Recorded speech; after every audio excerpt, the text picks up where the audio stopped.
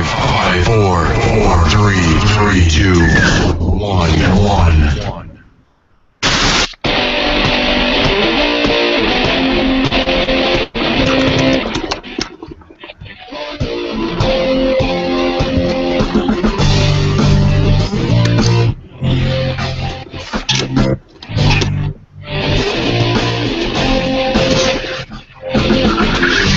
Five, 4, 3, 2, 1. Holy cow.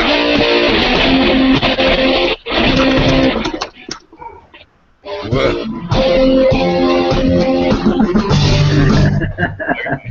Hold on, we're just going to write it out. Don't worry about it. Okay.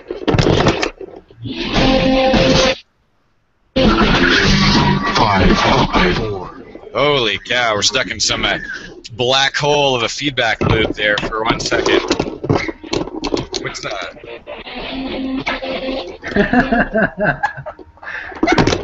Oh, man, that is absolutely my fault. I know exactly what happened here. Anyway, listeners, welcome to tonight's show with author, speaker, and lecturer Jeremy Crow as he joins us live to discuss the upcoming International Left-Hand Path Conference taking place in Indianapolis, Indiana, here in the United States, on July 25th through the 27th. So check out the link to the Facebook event. Underneath that, you'll find ticket information on the same page. You'll find the links here on the Facebook event page and also underneath this show. So get your tickets today. Acquaint yourself with our guest tonight, Jeremy Crow, by going to the Luciferian Research Society. Pull up another tab and dial in at luciferianresearch.org. Listen to podcasts, Jeremy Crow, LRS Podcasts. Listen now, jeremycrow.com, www.jeremycrow.com. You'll find them there. You can go /IRSpodcast.html as well. YouTube channel Ziggurat of Enki.org.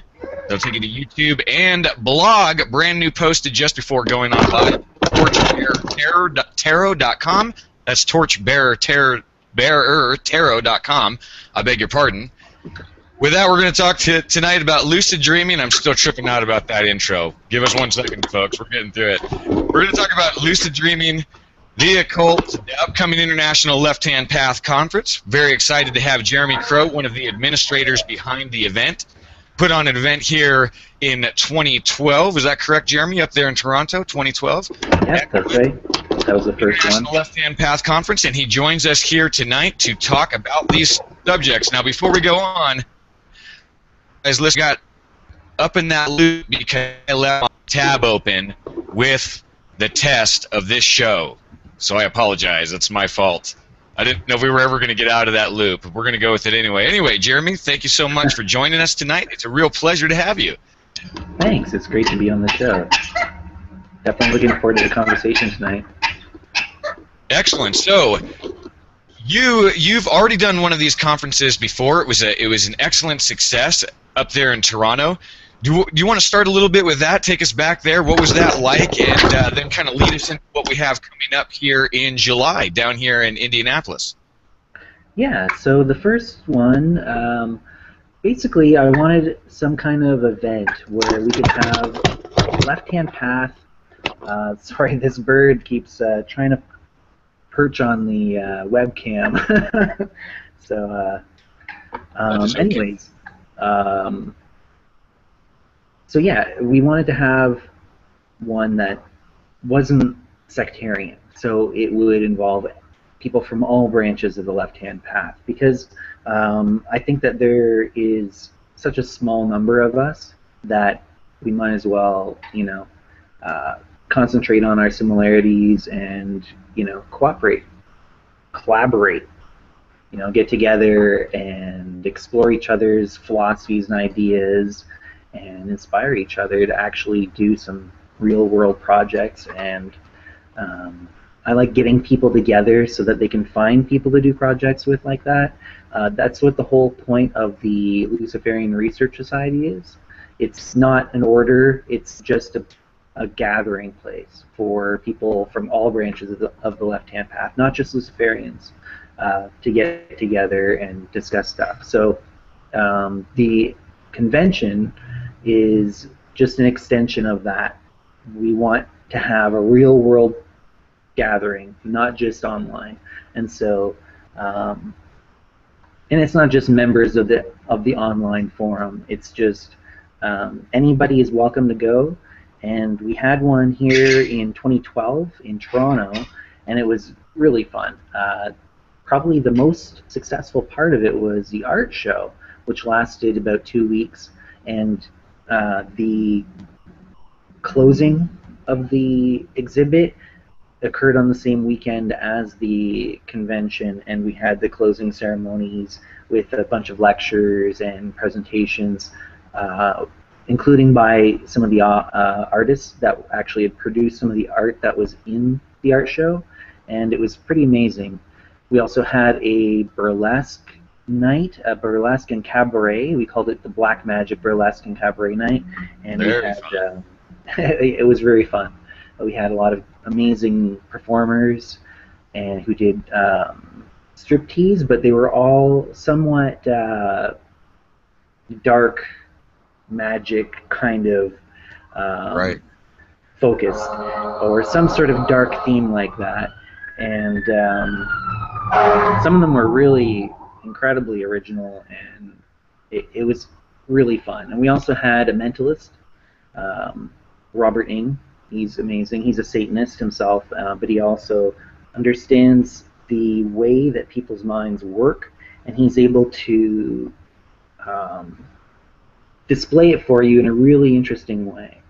So, and he also has a few tricks too. That is really cool. So, yeah, and it was really fun. And we also had a live music and spoken word and poetry reading event, and we had that at a local pub, the Cadillac, and that was pretty incredible too. It was such a wide range of genres, and we had people reading original satanic and Luciferian and Setian poetry, occult poetry, and just basically it was just open.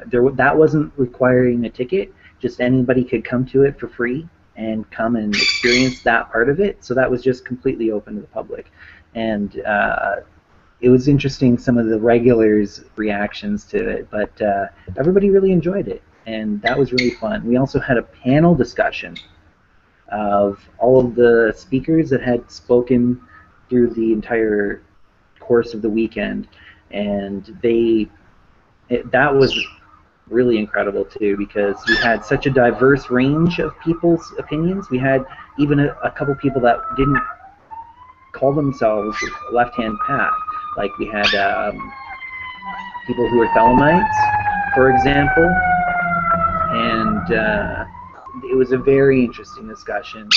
Unfortunately, I ended up having to leave for part of it to go set up for the concert, but from what I understand, it got even more heated and stimulating after I'd gone. Oh, really? Really? Yeah. So was it between the speakers and the listeners, or the speakers had different philosophy? The different speakers had like a range of philosophies or ways of looking at things, and it was really interesting the different ways people answered questions, and a couple people ended up getting into kind of arguments with each other, of course, but everything was pretty civil. So it was really nice to see that people could disagree but still be sure, not devolve into things like name calling or anything like that.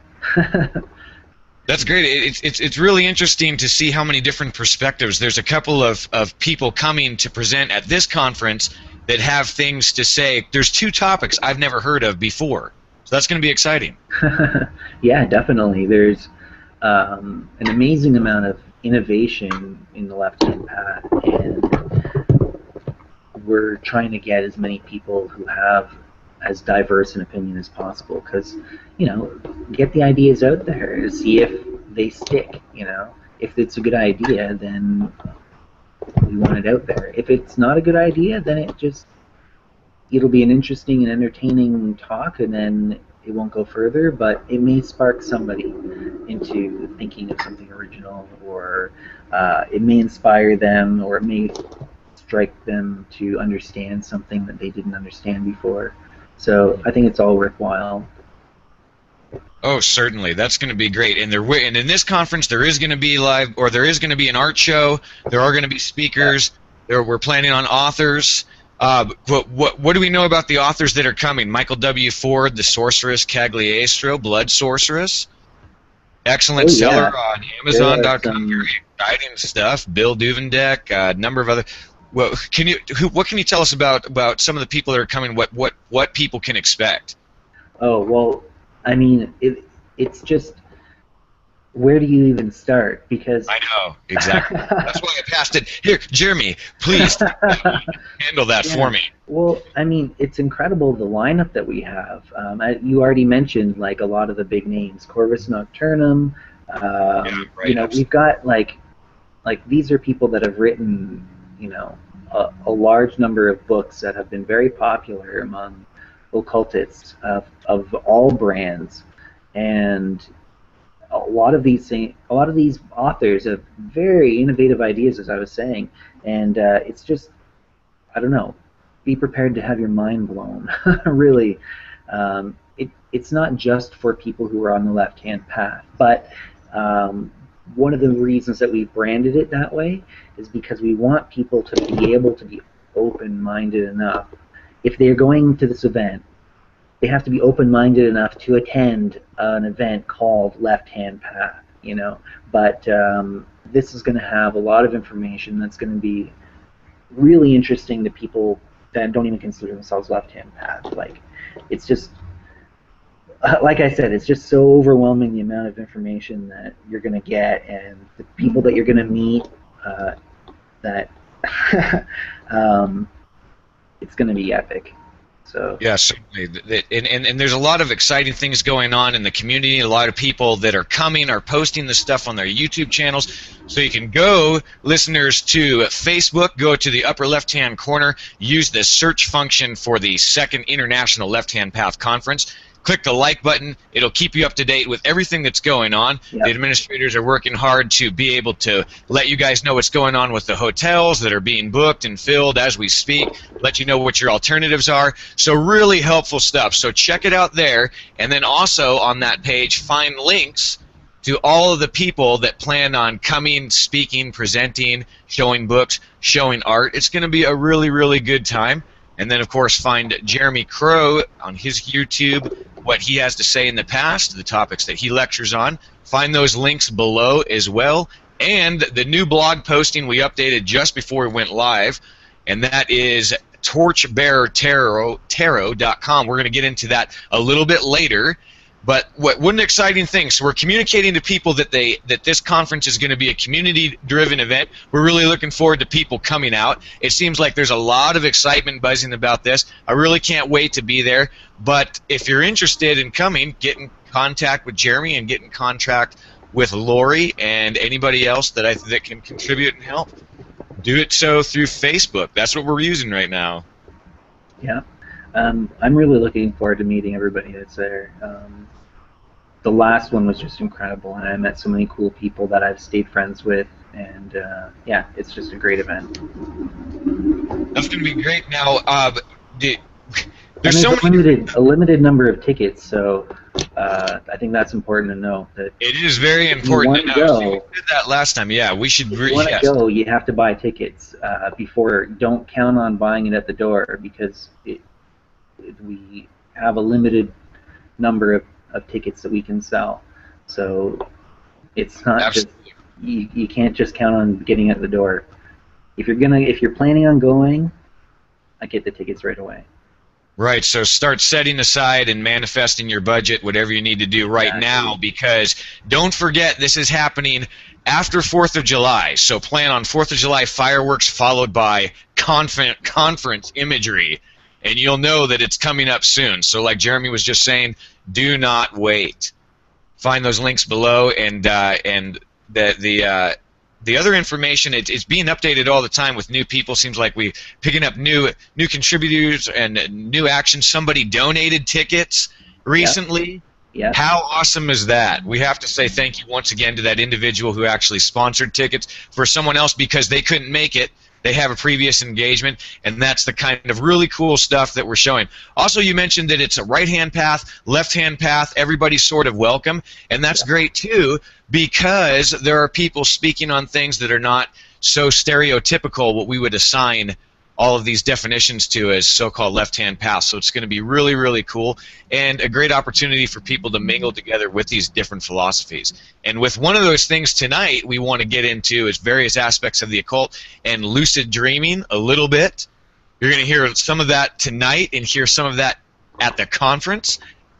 Jeremy Crow, I learned, is also very intrigued and fascinated by lucid dreaming. How exciting is that, Jeremy? Because I am too. So I'm really excited to get your input on lucid dreaming. What can you tell us? How would you intro this? Well, it's just to show you how important it is. For me, lucid dreaming and the related phenomena such as astral projection, this is the most important occult practice that I've ever done in my life. That it's the most impactful. It's more so than ritual, more so than even meditation.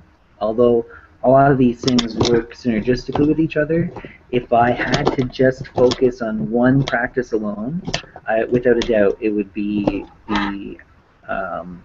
the astral projection or lucid dreaming state. Just getting into that, and then from there, the possibilities are limitless. So that, if I would give up everything else for that, it's that important to me. I think it's the biggest, most amazing thing that we can do, and it's very real, and you know, probably everybody can experience it, whether you have religious beliefs or not. I know you and I discussed a little bit about this before. Right. It doesn't matter what you believe in. It's some sort of thing that you can experience as a Christian, as a Muslim, as a Jew, as an atheist, as a pagan. That's what really makes this discipline unique. So at the end of the day, we're done talking about all of our trivial philosophical differences. Lucid dreaming is a whole different ballgame. I like it. Yeah, exactly. And I think that lucid dreaming, in my experience, lucid dreaming is actually the same state that you enter into when you do an astral projection. And I know that it's a bit of a controversial statement because a lot of people say, well, once you're in a lucid dream, then you can astral project, but they're two different things. And a lot of people insist that they're two different things. That one of them is that you're out of the body, that you're spirit body or etheric body or astral body leaves the physical body, and it may still be connected, but it's out there in the world traveling around in some way. I don't believe that's actually how it is. I think that when you're lucid dreaming, you're experiencing an environment that is not based off of the information coming from your physical senses. So it is out of the body. You know, both of them are. And in my experience, I've done both quite a bit, and it is an identical state that you enter into. The only difference really is that when you're astral projecting or astral traveling, you enter into that state directly from the waking state. You transition directly in without falling asleep and having a dream start and then realizing that you're in the dream. You can do it directly from waking. And Jeremy, how do you feel about sharing with us what your technique or favorite technique or a good technique for people to consider using to induce this? What do you think? What are your thoughts on that? Well, I think that by far the easiest is lucid dreaming. It's a lot easier to do. often because of fear issues that people have surrounding the whole concept of leaving your body. And when you do astral projection, it does feel like you're leaving the body sometimes, depending on the technique. The best way is to just start realizing how dreamlike everything already is when you're awake, and to do habitual state testing. So just regularly ask yourself, very sincerely ask yourself, am I dreaming right now? And entertain the possibility that you might be dreaming.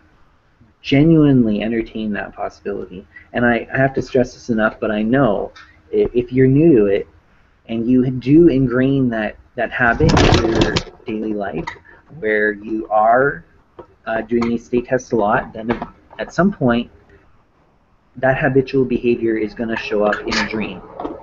And when you do it in the dream, you're going to say, no, I'm not dreaming. You're gonna check, and you're gonna be like, am I dreaming?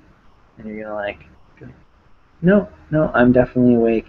And then you'll wake up later, and you'll be like, geez, I was asleep, and I believed that I was awake when I was in it. And right. Usually you have to experience that a couple times before you start actually genuinely questioning and testing whether or not you're dreaming. And there's a couple ways to do the test. A lot of people hear the classic pinch yourself, and if you're dreaming you'll wake up or you won't feel the pain or something like that. But it's not a good test because you actually can feel pain in the dream. Sometimes you can't, but sometimes you totally can. And so that's not a good test. But some of the best tests that we have are to read text, to read something and then look away and then look back and then read it again. If you're having trouble reading it in the first place, or if it changed when you read it the second time, then you're probably dreaming. Sometimes if you try and write stuff out, you also have very, very difficult problems trying to you'll be writing and you'll be like, wait a minute, well, I didn't write that, and it'll just keep changing on you, or you can't remember how to write. If you can't remember how to write, then hopefully it's because you're dreaming and not some other serious issue. But that's another thing that will happen to you. If you can't write and you say, well, is it because I'm dreaming? There's a good chance you're going to say, no, I'm not. I'm clearly not dreaming, so there must be something. Am I having a stroke? I got to get help, and you'll get caught up in the whole dream, and you'll forget you even questioned whether it was a dream or not. So it's very insidious. That's a great way. So to recap, the method that was very popular, I use it myself as well, is reality checking, questioning your reality at all times, becoming habitual about it. I love that. Jeremy, what was it like your very first lucid dream? I mean, what was it when you came to?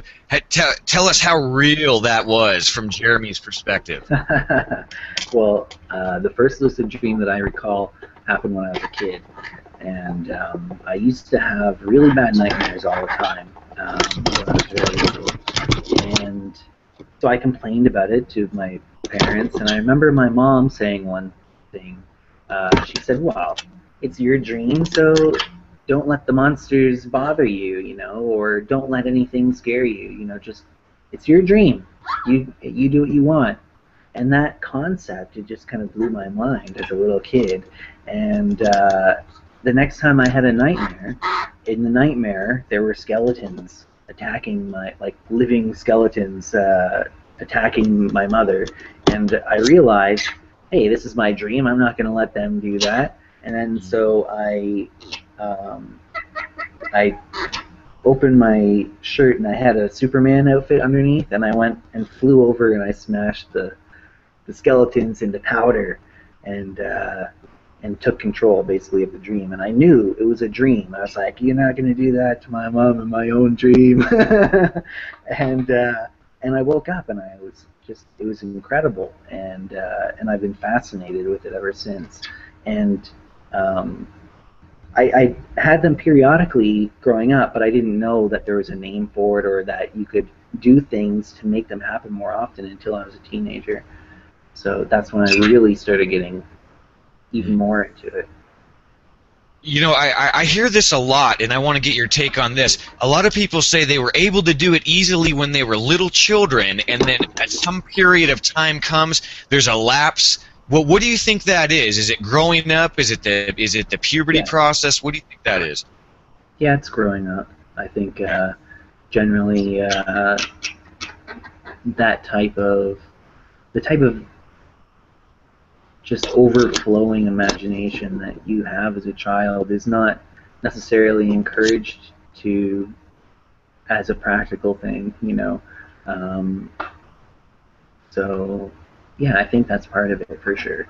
And we have a lot of little traumas that happen, I think, over our lives that I don't necessarily mean something that was overly tragic or like something that you would think would be obviously traumatic, but anything that was too much for you to handle at the time. So anything that was just above your level of maturity that you were forced to deal with before you were ready to deal with it, that's what I mean by a trauma. And I think that these little things, we create different coping mechanisms to kind of band-aid it or get by, survive, you know, and I think that creates this veil, and I think we have to try and work on resolving those as we get older and we have the faculties, the mental and emotional faculties to actually go back and really actually understand now what was going on and process it, whereas we may not have had that ability when it was happening at the time. I think that's probably one of the things that is causing you to not be able to lucid dream when you're older as much as when you're a child.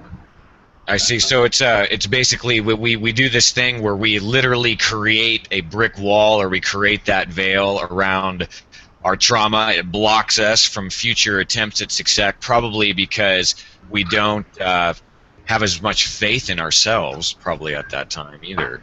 Yeah. And another reason I think is maybe because we just aren't willing to notice things that are unusual or outside of our worldview when we're older, because we have a more defined vision of what we think is possible or what we think is real or how we think the world works. And it's harder when you have that, you know, confident idea of how you think the world is, then it's a lot harder to actually notice something that contradicts that. And dream signs, the things that will alert you to the fact that you're dreaming, are these things that are incongruous with the worldview. So you're not as likely to notice it, or if you do notice it, you'll come up with an excuse for it. Whereas as a child, if you saw a leprechaun or, you know, whatever, you'd be more willing to go with that and not say, oh, well, that must be, you know, whatever, and come up with some excuse for why something that doesn't fit in your worldview actually does fit in your worldview. Going back to the lucid dreaming, astral projection sort of phenomenon, how fine or defined do you think the line is between a lucid dream and an out-of-body experience? Are they the same thing? Are they different? It's the same thing. It's the exact same thing. It's the exact same thing. In my personal opinion, you know, which is built off of, you know, various studies of this stuff, as well as personal experiences and reading the experiences of other people. It's just my opinion, though.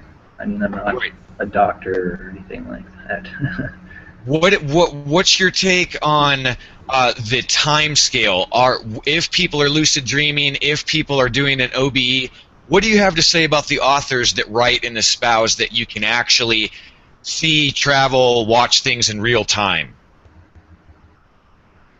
Yeah, I definitely think that that we can have an experience like that is actually you can have an astral experience that's happening in real time. And I think that one of the easiest ways to prove that example is because when you're asleep and dreaming, sometimes your phone will go off, or if you're listening to the radio or the television while you're sleeping, a lot of times the elements that are coming in through your senses end up getting incorporated into the dream. So, I mean, I remember as a teenager having the radio on or a CD on while I slept, and I remember one time dreaming that I was on stage with Trent Reznor singing Nine Inch Nails with him, and then I woke up and the song was playing on my stereo. But it was I was hearing it in real time, and I incorporated that into the dream. Okay, and, so let me... that kind of thing has happened to me several times. Can I ask that same question a different way then? So we know we can receive this external stimuli from our environment. We can incorporate that into the dream. But do you believe in lucid dreaming, astral espionage? Can I see my neighbors? Can I watch my friends? That sort of deal in real time? I don't know. I don't know either. I want to throw it out there. I think that you could get impressions, and I think that there could be a level of accuracy to it. Yeah, I don't know. I think that when I've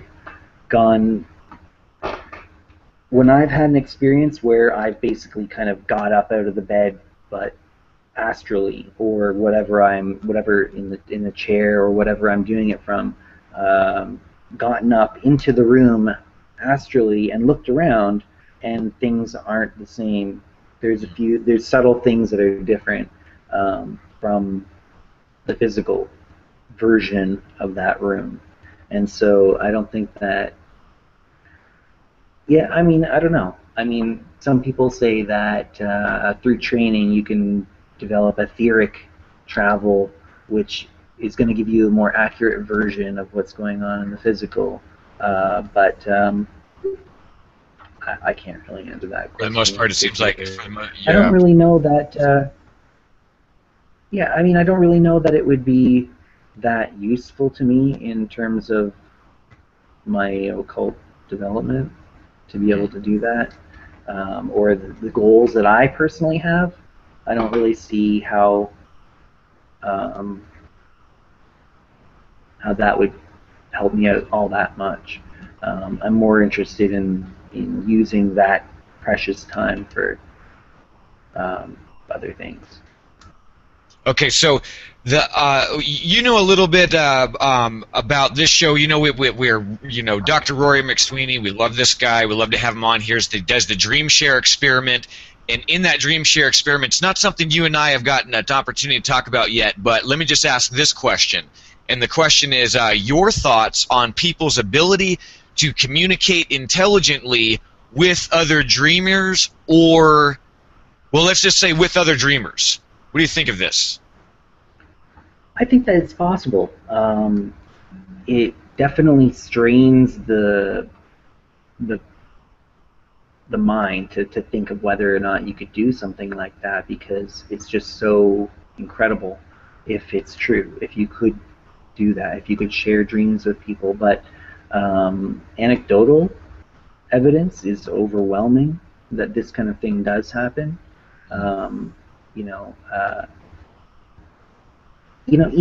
Even among people that aren't dedicated occultists, they have stories of times when they had a dream, and someone that was very close to them had a dream that shared very strong parallels, and sometimes even were identical in parts.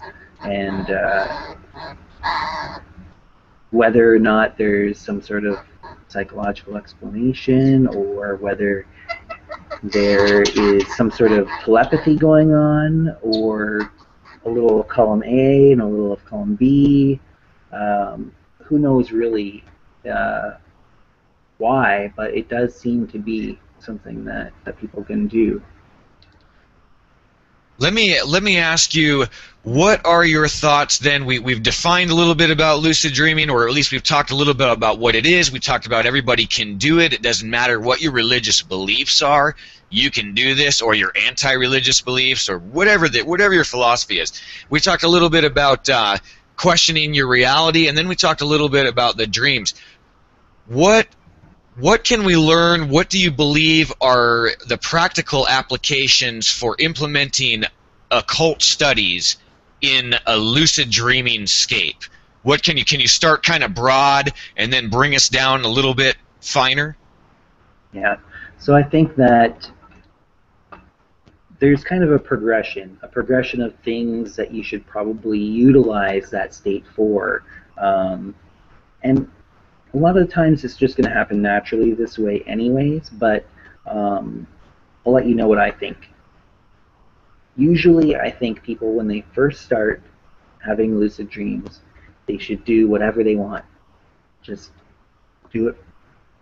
Do whatever comes naturally to you. Have fun. Fly around is usually one of the top choices. So just try things out. Just do whatever you feel like doing. A lot of people use it for wish fulfillment. Do that for a few times at least. But I think that if you have a very questioning mind, then that's going to get boring, and you're going to want to move on to experimentation, trying different things out. I think it's very useful to do things in the dream that seem to be impossible when you're awake, and that would be like flying, walking through solid objects, or placing your hand through solid objects, shape-shifting, multiplying yourself into several entities, experiencing from them all at the same time if you can, trading bodies with another dream character. Also, it's very interesting. I've spent a lot of dream time just conversing with dream characters, and that is very insightful. And then as you go, I know sometimes I've gotten caught up in talking with dream characters, and I thought, oh, I wanted to try this other thing, but I got so caught up in talking with one of the dream characters that I forgot to try this other thing that I wanted to do, go invisible, or different things like that. I think that helps create a mental flexibility that you can carry over into your waking life. And yeah, once you've done a lot of those things, then you're going to want to go even further and do things like look into dream yoga, sleep yoga, which would be attaining a conscious state while in non-dreaming sleep. So a lucid dream is when you're conscious during a dream.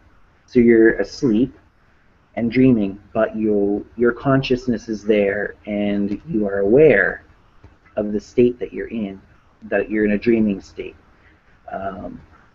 Sleep yoga is when you are consciously aware that you're in non-dreaming sleep. There's no construct, there's no experience of a sensory nature that you get when you're awake or when you're dreaming. It's just pure consciousness, if you can get there. And that's very, one of the most difficult things to do. But eventually, if you practice very hard, you can eventually get to the point where you're 100% conscious all of the time. A lot of people who are very into lucid dreaming talk about something called lucid living, and that is trying to have the same level of conscious awareness while you're awake and going about your daily business or whatever you're doing with that same high level of conscious awareness as you have during a lucid dream. And it's just, there's so many things you can do with this. If you're into ritual, you can do ritual during a lucid dream, and it's very difficult. You have to be very focused. Another thing is to do meditation during a lucid dream, and during in Buddhism they do this a lot, and they say that if you do a practice within a dream, it's worth about 10 times the value of doing that same amount of time of practice while awake, because you're doing it on a different level, and it requires a certain level of self-control over your own mind to be able to do it, because anything you think in a dream, especially in a lucid dream, it just happens. And your expectation creates, and so you have to learn, essentially, you have to learn how to be a god. And if you want stillness, you have to learn to be able to create stillness. And it's just, the possibilities are endless. I want to ask you a couple of things along these lines. One, going back to your interactions with characters in your dreams. What does your deep intuition say about the intelligence or non-intelligence behind them? Do you feel like they're sort of dumb sometimes, or do you feel like they're sometimes really... I mean, as a lucid dreamer, I'm asking you these questions. You know what I'm talking about. Or do you feel sometimes you're like, wow, where did this guy come from? There's something strange. There's this intuitive separation from this entity. You can feel this sort of like space. Like, what are your thoughts? Do you experience anything like that? Oh yeah, definitely. There's a wide range of. It's just as diverse as the people that you'll encounter when you're awake, and they do seem to be separate from you. It's incredible. They'll say things that you didn't expect, and you think to yourself, would I come up with that? Like, right. I don't know if I would come up with that. Sometimes it's incredibly beautiful poetry that they're just spouting, like stream of consciousness, and it's just incredibly beautiful and breathtaking. Changes your whole way of looking at everything. And then sometimes you are encountering a dream character and they're just dumb as rocks, like you said. And they just seem like they're not really fully worked out, you know? Right, right. Like you happen to come across an extra and they didn't really have any lines prepared, and yeah, and, they're just ad-libbing it, but they're doing a bad job. Right. But it's incredible the reality of it. They seem very, very real, and they seem very separate from you. They seem to have their own independent consciousness, and it's really neat, because one of the key insights that I've gained through lucid dreaming is that the dream character that you're playing is just one of the characters, but all of them are you, even the ones that feel very alien. And these are the parts of yourself that you've denied about yourself consciously. And sometimes you even get very malevolent entities, or ones that are not, that they're just after you or coming at you, monsters, you know, giant shelled creatures and things like that sometimes. And that's all a part of you, I think, that, at least the way that I look at it. And I think that you can look at it either way, but I think that looking at them as parts of yourself, it gives you certain avenues of interaction. It allows you to act as though, even if they aren't external to you, you can interact with them in ways that are extremely transformative and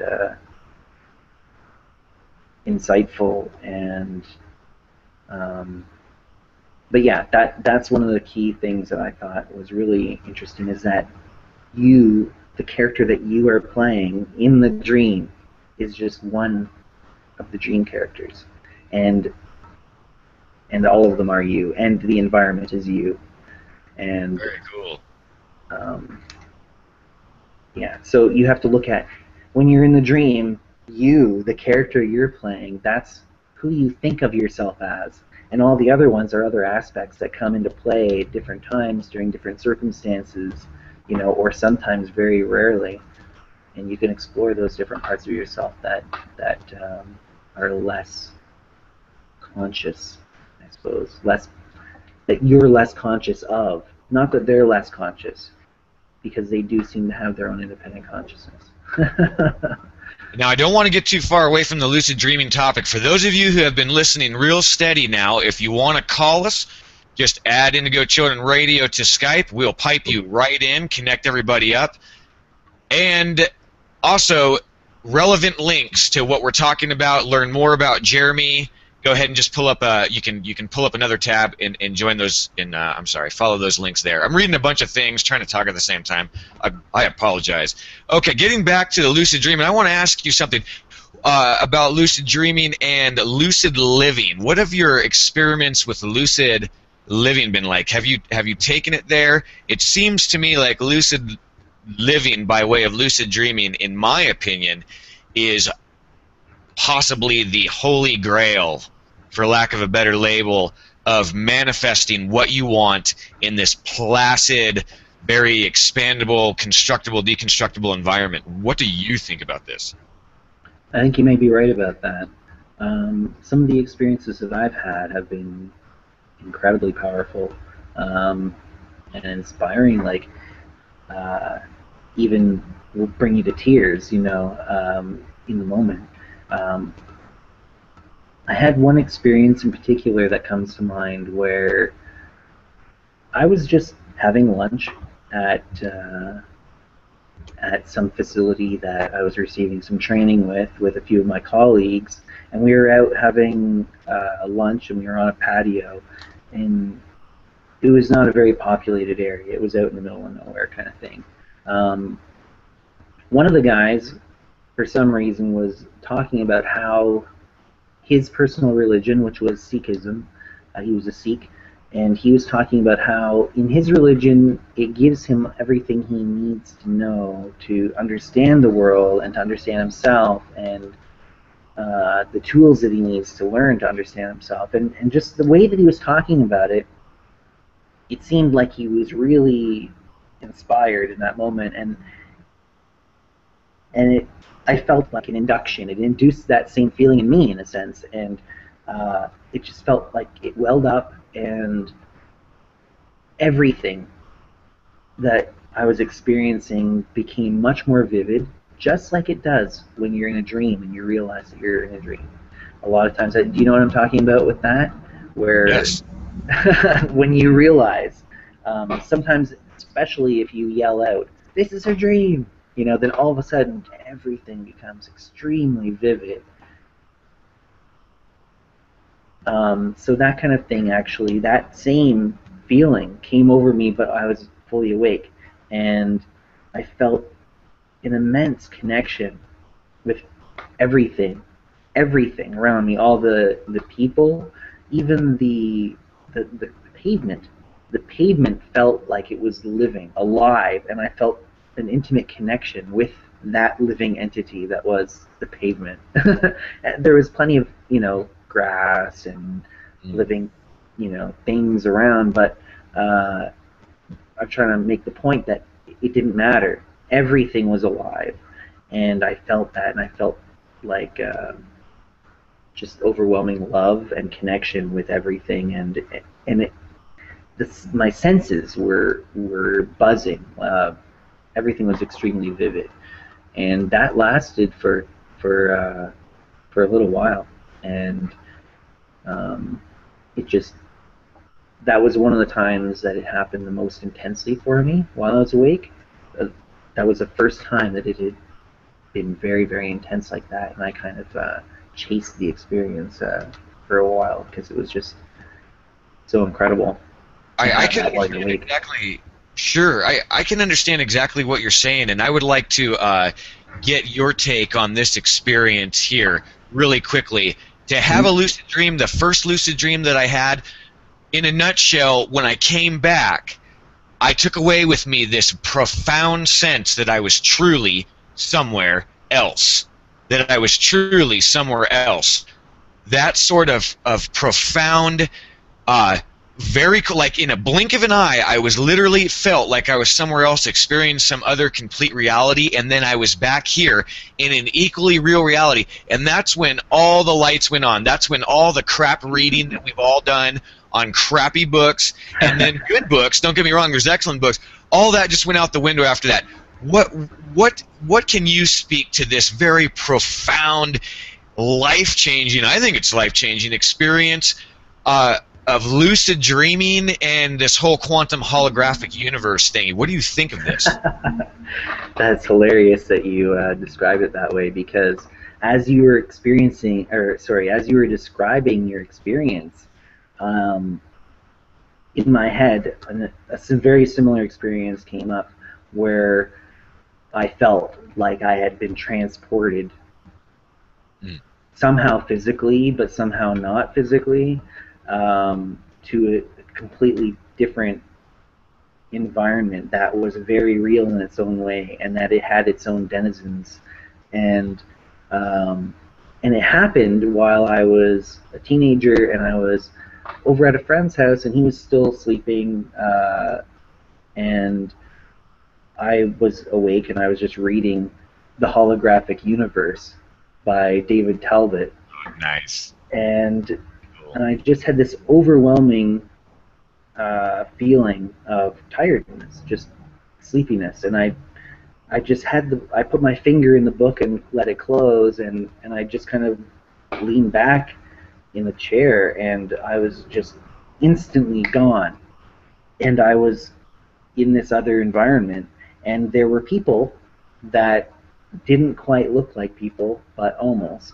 And I was just kind of walking along, and I was really confused, but I was, playing it cool. And and then people started to realize that I didn't quite look like them, that I was maybe something not quite like them. Can you wait? I want to interrupt you. Tell me what these beings looked like. What did they look like? Well, they looked like humans, but some of the bone structure of their face was a bit unusual, and they all shared similar way that it was different.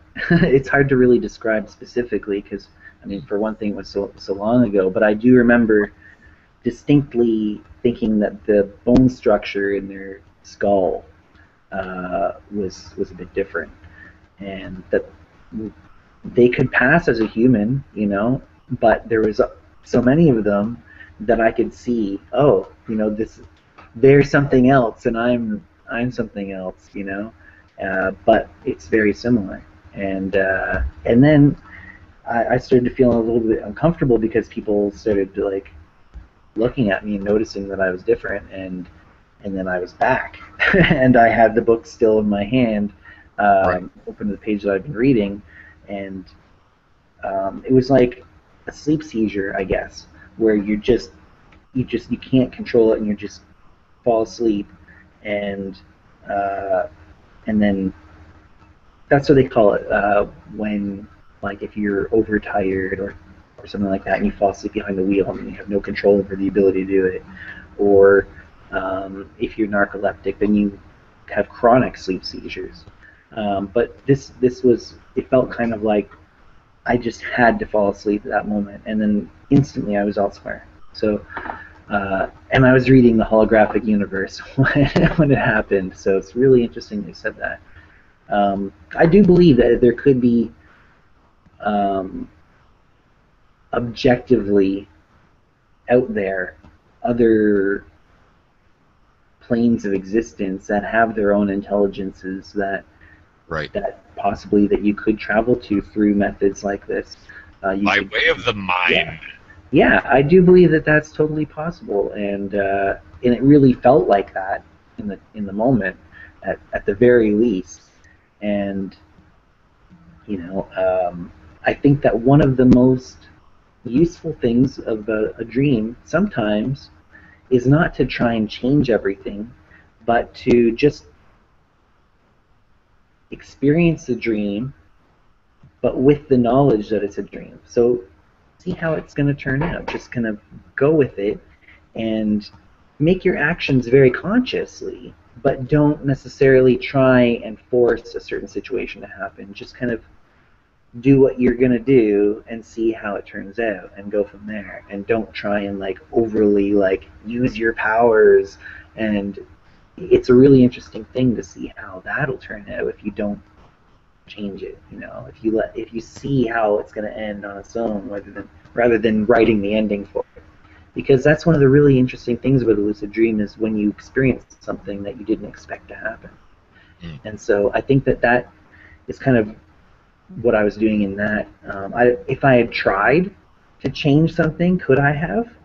I don't know. Maybe it was its own stable environment that has its own rules, like we have, that are different from when you're in a dream or when you're astral projecting or when you're fully awake. You know, there's different rules to these different levels of existence or realms, you could say. Very true. Here at 5 minutes to the top of the hour, what I would like to do is take this conversation down with lucid dreaming in this direction, and you can answer as you like. If the listeners out there were going to prepare some sort of magical ritual, some sort of accomplishment they wanted to, how should we go to sleep at night? What do you believe is the magician, sorcerer, priestess's mental preparation mindset? What does Jeremy Crow have to say about this? Well, certainly you can do various types of rituals that will support having a lucid dream. Ritual work, especially sigil work. You can create a sigil that will represent your desire to awaken consciously, to realize that you're dreaming when the dreaming state is occurring. And I think that definitely can be beneficial. There's a lot of things that would fall under, I guess you could say, folk magic, or even psychological tricks that are also very effective too. One really surprisingly easy way of inducing a lucid dream is just to simply talk about it, or listen to a podcast or interview about it, or anything like that. Read a book about it. Anything that sparks your interest in it. A lot of times you go to bed that night and sleep, you'll have a lucid dream. I bet you some of the people that are listening to this right now, tonight, they will have a lucid dream. But if you're going to do something more overtly magical, and I definitely encourage you to do that, because it does, the more energy you put into it, the more often it'll happen, and the quicker that it'll start happening. So sometimes you have to really just drill in the basics, the state testing. Write down all of your dreams that you remember. This is going to increase your dream recall by sending the message to your subconscious mind that remembering dreams is important. Talk about your dreams. You have to make it a very important part of your life. And once you've experienced it, you realize that it is a very important thing, and it's just so life-giving. You know, it just enhances your life so much. People who haven't experienced it, it's hard for them to understand how much that lucid dreaming can really impact their waking life. So any of these things, sigils, one thing that you can do is, it's very important before you fall asleep to set the intention, auto-suggestion essentially, to set the intention that when I am dreaming, I will remember to tell myself that I'm dreaming, or I'll remember to realize that I'm dreaming, and I will become lucid. And really strongly desire it, and really strongly believe that it's possible, and go to sleep confident that you will be able to awaken within a dream, to recognize the dreaming state when you encounter it. That's the most important. Actually, that's probably the best way to word it, is to recognize the dreaming state when you encounter it. And that's lucidity. And to maintain that is another task, because a lot of times you'll just wake right up. I definitely understand what you're saying here, and it's great. We have some questions here that were coming in underneath this YouTube page, and I apologize to the people that asked questions 43 minutes ago because I'm just now seeing it. We're going to get to that in a second. And sorry about that. Just one people coming through on Skype, getting a couple of Skype questions here for you, Jeremy, so kind of getting it all at once. I don't want to ask this one question right now because I think it's going to take us really far away from where we are, but that's an excellent perspective on the mental mindset of someone who is going to accomplish some sort of psychology, i.e. magic or sorcery in the dreamscape. I really appreciate your input on that, because that is not something that I have really attempted to do. I'm just too excited, freaking out on lucid dreaming, period. Okay, so from this point in time, it's 9 o'clock at the top of the hour. Those of you that are listening, I thank you so much. If you want to call and ask Jeremy a question on any of these topics, just simply add us, Indigo Children Radio, on Skype. We'll accept it and get you piped in as soon as we can. Or drop a question on the Facebook event page. Actually, it's a good time to go back real quick and ask this question. Jeremy, did E.A. Coedding ever go to any of your events? Or do you say it Keating? Coedding, Keating, do you know who he is? Become a Living God, Very Left-Hand Path, Haitian Vaudin? No. He didn't come? Okay. No. Sorry about that. That question was a long time ago, and I didn't see it until just now. Okay.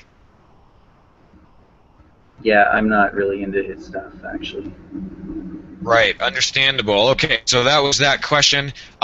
Another individual is asking here over the Skype chat a question for Jeremy about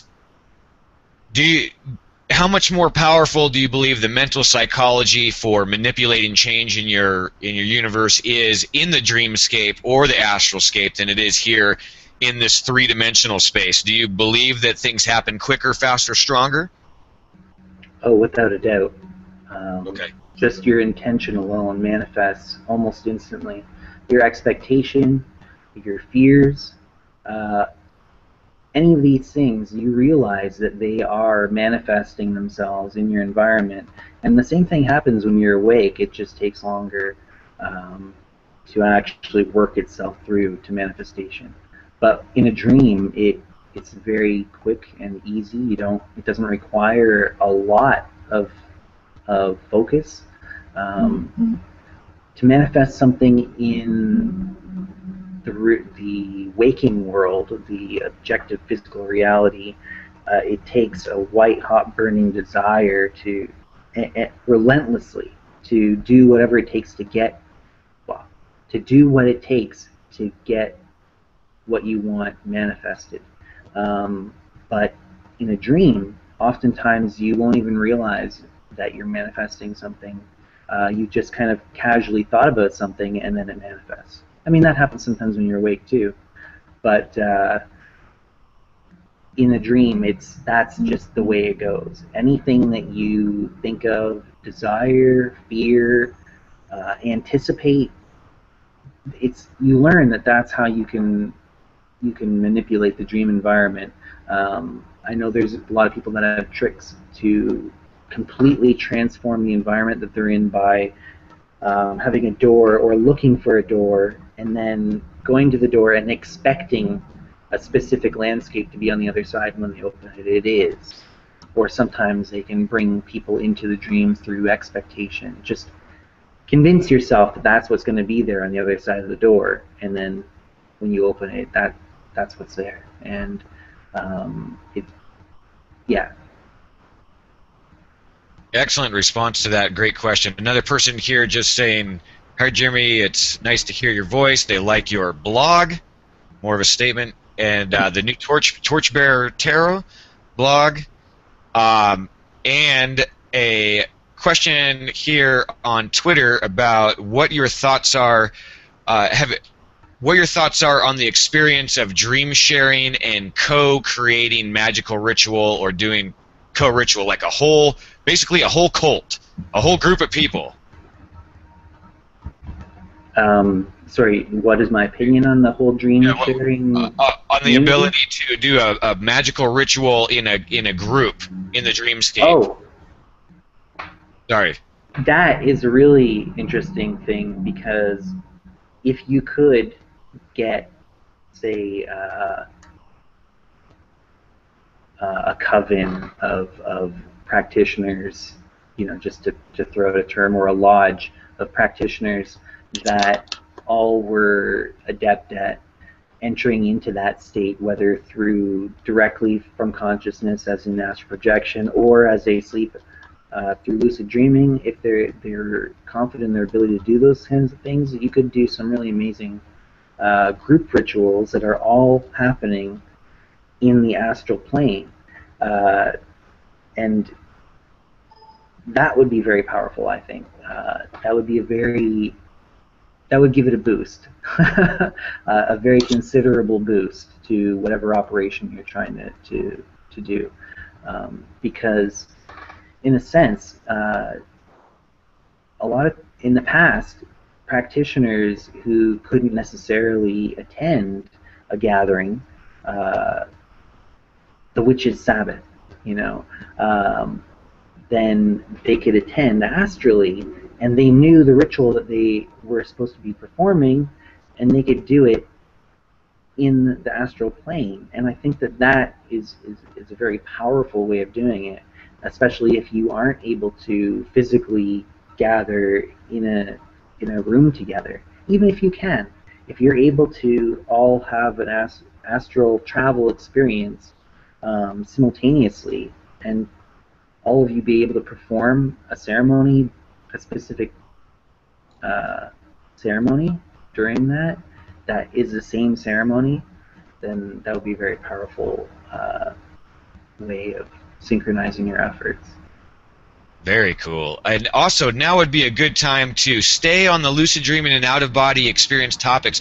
But let's also talk about this, and because we have people wanting to know when we're going to talk a little bit about the Luciferian Research Society. So it's just about 7 minutes past the top of the hour. I think it's a good time to keep those in mind. Bring your questions on. We'll answer them. But then let's also have Jeremy talk about the Luciferian Research Society, and then we can talk about a couple other things along those lines. Yeah, sure. You want me to talk about the LRS? Yes, please. Yeah. Well, basically, it came out of the ashes of the original Ordo Luciferi, in a sense. It was inspired from it, where I had been involved with the Ordo Luciferi, or the Luciferian Order, for a few years, and it just kind of mostly ended up falling apart. A lot of it was due to people kind of getting inflated egos because of having certain titles, and they were throwing those titles around to essentially harass new people that were joining the community, and it just got really ugly. And I was one of the people that kind of spoke out about it, and I renounced my degree. And at the time, it was more of a forum than an actual order. And through the various lessons that I'd learned in trying to organize people through that community, especially, I had learned sometimes the hard way what doesn't work when you're trying to organize people in that kind of Luciferian left-hand path worldview.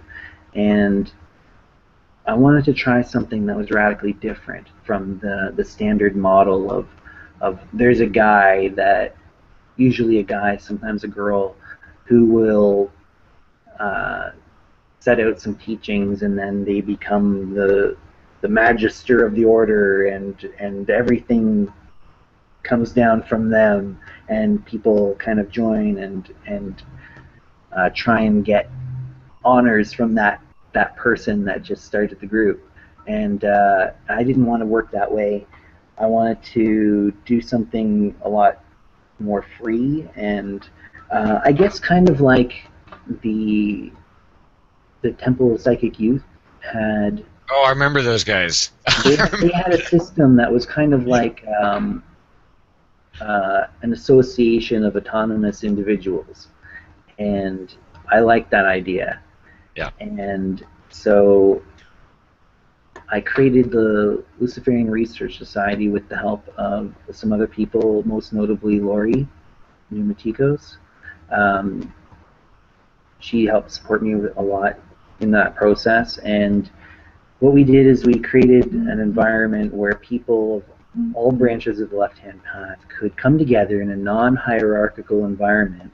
I know sometimes these forums will have moderators, and they use that title of moderator and throw it around as almost like a title, and then it becomes almost the same thing again. So nobody's allowed to use titles, or nobody's allowed to use the fact that they're a moderator or not as an indicator of status. It's just a responsibility that needs to get done in the community, and there's no, everybody's still equal. And so in other words, no, I understand. Very cool.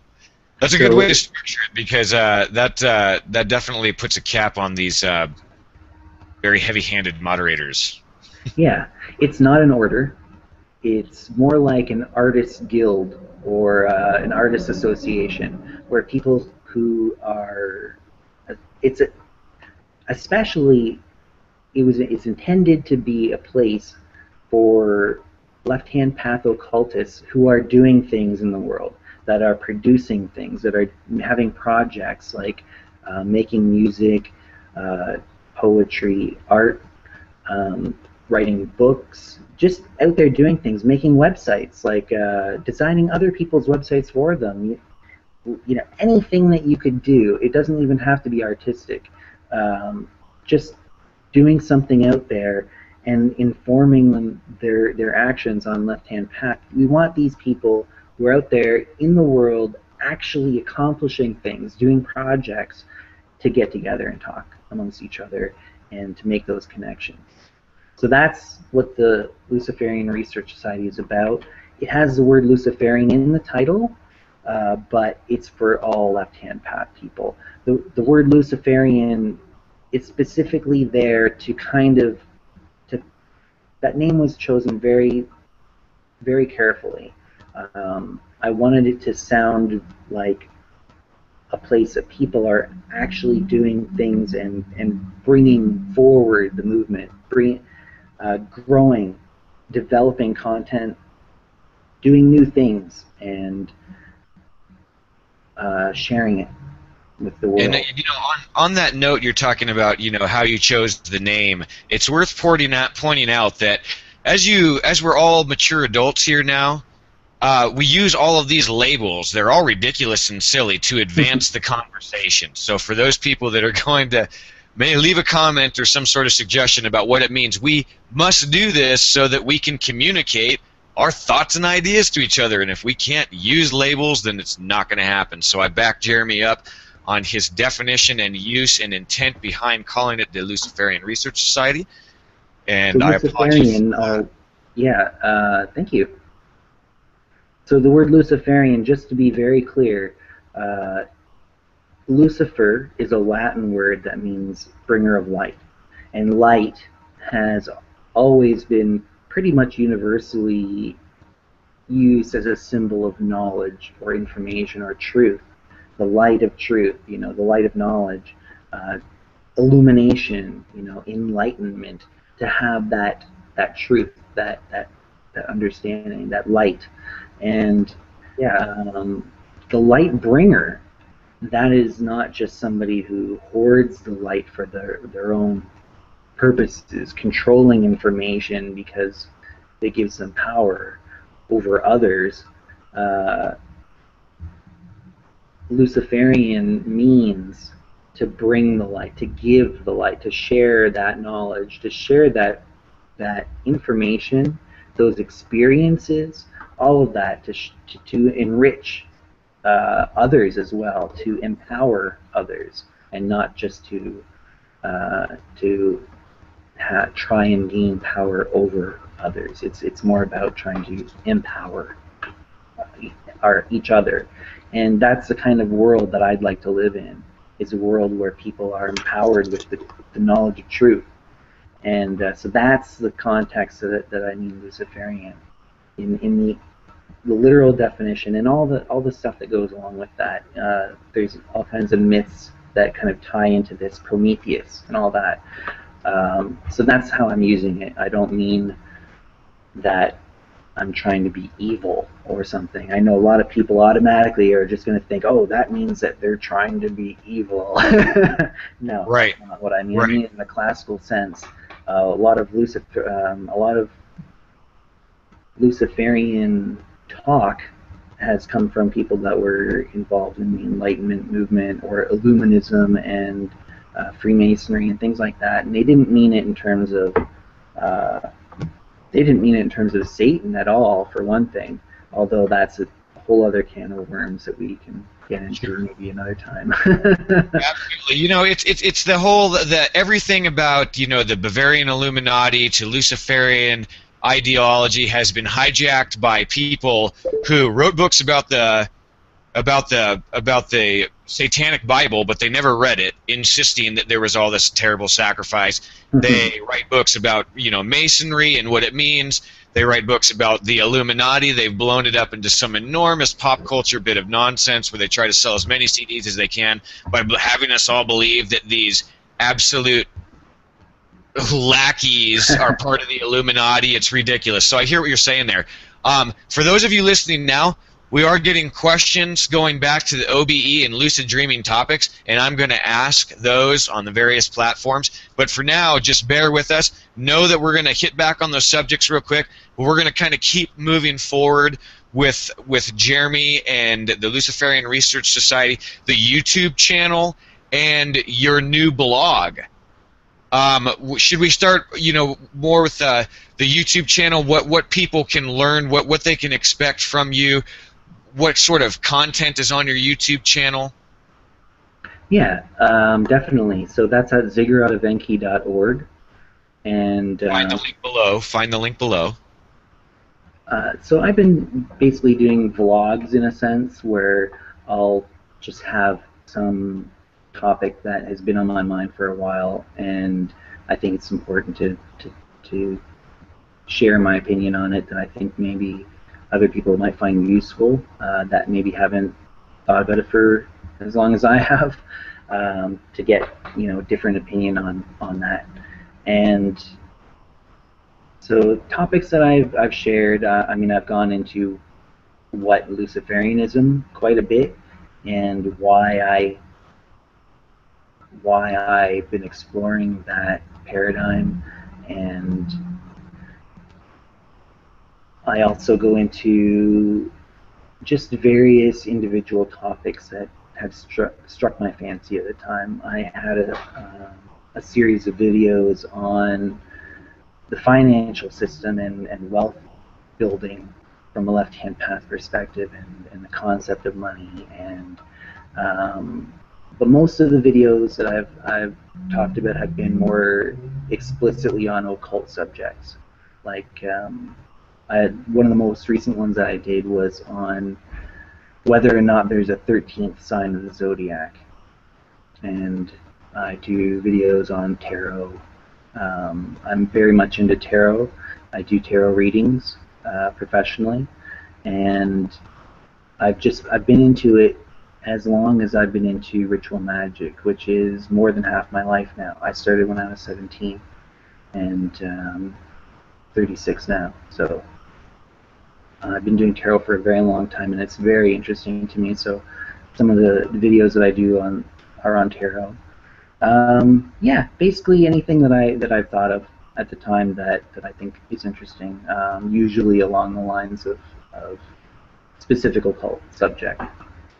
You know, the tarot is a very interesting subject, and that's something that I could kind of extract out of what you were saying really quickly. What do you think is it? Do you think that the major arcana is a story? Do you think that it was literally invented in the Renaissance era? There's nothing to the idea behind the Knights Templar, that it's an ancient book. I mean, what do you think about the actual deck itself? Is it an occult thing, or is it something we've blown wildly out of proportion? That's a good question. The origins of the tarot are shrouded in mystery, and so I couldn't say definitively, but my impressions from working with the tarot are that it is very effective, and you know, I do try and look at these things very skeptically, and I also like to try and come up with more than one way in which I think that something could work. Like, maybe tarot only works because our mind will latch on to the different symbols that we're presented with and make meaning out of it. I love that. Yeah, that's a good one. So, but that doesn't mean that it's not useful, and it doesn't mean that it can't give you insight into something that you didn't understand consciously until that was triggered in you, and it was brought forth for you to look at and contemplate. So that is very possible. It may not be magical whatsoever, and yet but it you're magical. still is. And that's the thing. Yeah, exactly. You're the magic, not the cards. But when we don't mean like fake crap magic, we mean real, this is my life magic. Yeah, I don't mean card tricks. I mean like the magic of life and the magic of experiencing wondrous things and all of that. Yeah. What do you think about? There's so many decks out there nowadays. We know that several orders have some very cool decks. We will assume that these decks have been designed with some sort of occult knowledge or purpose, and then there are many artistic decks. Do you think that matters, and what is your opinion on choosing a deck and working with the deck in this very strange scheme of things? Yeah, so I think that it does matter that personally you as an individual will have to determine some sort of compromise between the artistic quality of the tarot deck that you're going to buy and the symbolic content or the worldview or paradigm that informs the creation of that particular instance of that card or the series of cards. As you said, a particular order, for example, a magical order or an esoteric order or organization, may come out with a tarot deck that that complies to their worldview or their paradigm, and the various symbols will all support that stuff going through.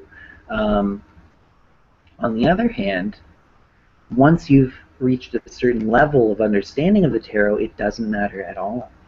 At this point, for me, because I've been practicing it for so long, and I've integrated the meaning of each of those 78 cards of a standardly constructed deck, I understand the core symbol behind each of those cards. And to me, at this point, I could pick up any standard deck, and it becomes a physical proxy for my own internalized deck. So it doesn't even matter what image is on the card, because I've internalized. I have my own internal card that I'm triggering when I'm laying out the cards that are physical, but I'm calling up the internal card when I see, oh, it was the priestess. So what does that mean? I have my own internal card, in a sense, or my own understanding of that card. It doesn't really matter what image is on that card or the interpretation of that particular architect or artist that designed that deck. So Okay, cool. That's a excellent it's answer. nice. It's nice to have a Very deck cool. that's very pretty, though. Yeah, absolutely. Wild and varying. There's the Arthur Edward Waite, and then there's the Eliphas Levi, and then there's Crowley. Now, I mean, do you think that they are all sort of drawing from a very, like, even though they may be at different guys, different times, but do you think that there's enough consistency in the tarot deck itself to suggest that these guys were following some common thread of knowledge when they were working with these decks? Yeah, definitely. There is an association with each deck, or with each of these cards, to a very core archetypal well of power or meaning. A well of meaning is a better way of saying it. But what? Excuse me.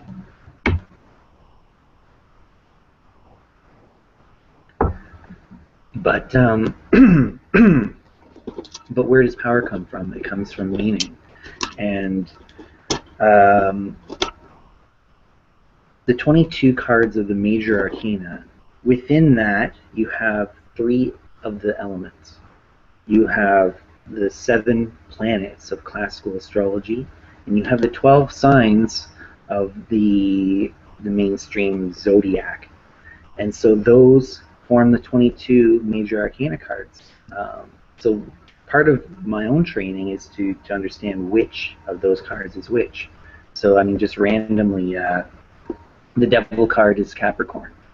The Death card is Scorpio. The Fool card is the element of air, or the alchemical element of Mercury, in terms of salt, sulfur, Mercury. The Tower is Mars. And so the people that designed these decks hopefully knew that. and I think that their particular teachings that they adhere to color their opinion of those various archetypal symbols, and that's how it comes out.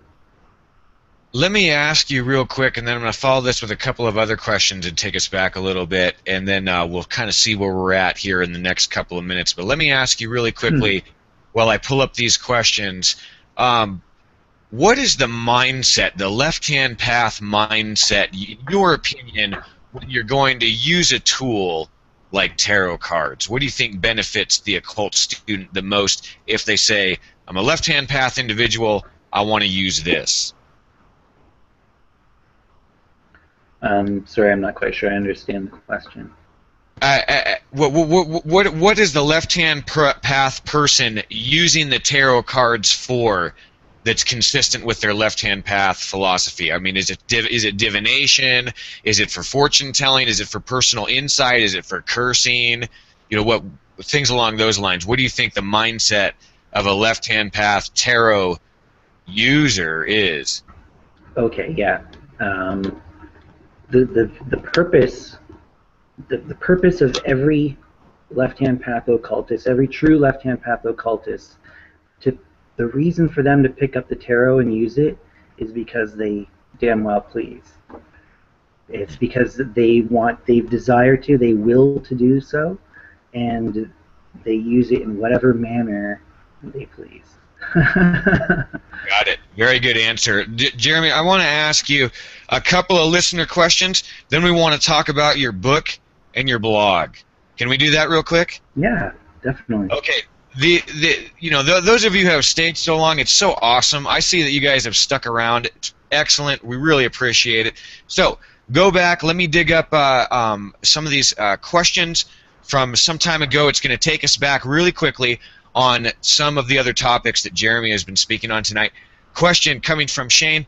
While we can feel pain in a lucid dream state, do you believe it's possible to accelerate healing or overcome sickness similar to hypnosis? Yeah, definitely I do. I think that it is almost like a super hypnosis state. when you're in a hypnotic state, which I have a lot of experience with as well. I was actually certified as a clinical hypnotherapist. So the hypnotic state is a very suggestible state, and what they mean by that is that it's like your imagination is empowered, and the normal blocks and bricks and curtains that we put up that hamper that childlike imagination, that you can just let yourself go off into these fantasy worlds and experience all these different imaginative worlds. That's the hypnotic state. You're put into that, or you're guided through putting yourself into that state, and then you experience these different things, and usually it's a form of a guided meditation, essentially. When you're experiencing it through hypnosis, but you can do self-hypnosis as well, and the line starts to get a little blurry when you go between self-hypnosis and mental projection, some people call it, and it's very similar to lucid dreaming, but you're not actually asleep and dreaming, but you're essentially daydreaming. But if you enter that state deeply enough, you do still get a lot of the same surprise reactions from dream characters when you're doing mental projection, but you are still awake, and you do still maintain a very small amount of awareness of your physical body.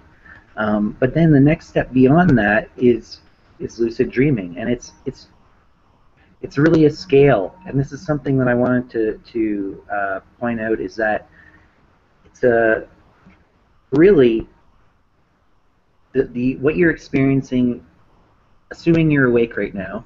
You may not be. Don't fool yourself into thinking that you know. Anyways, assuming we're awake right now. Oh crap! Where was I headed with this? Assuming we're awake right now, lucid dreaming.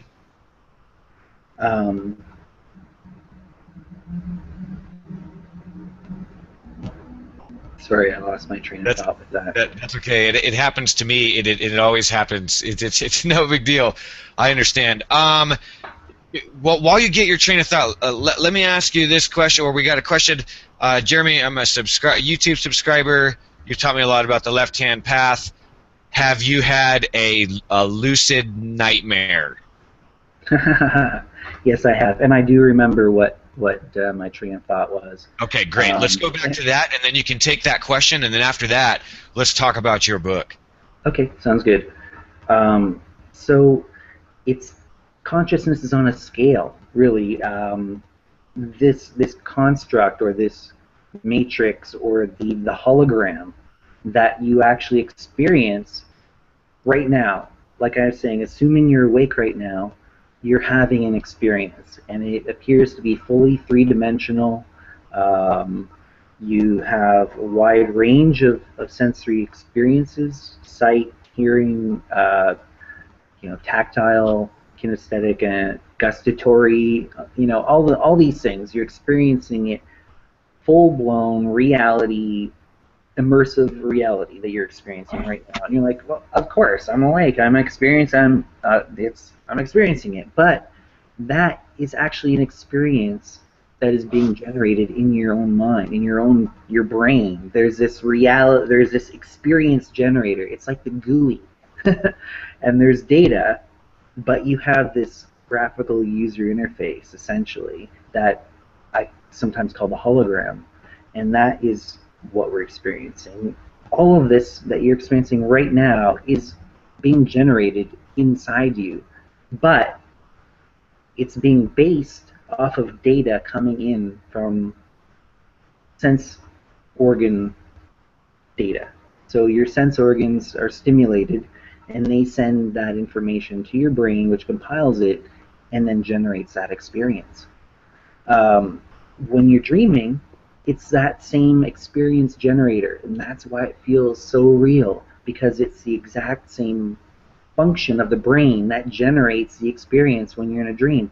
But the difference is that the information is not coming from your senses. Sometimes a little bit does get through, as we can see, but the vast majority of the data that is being used to generate the dream is coming from somewhere other than your direct, immediate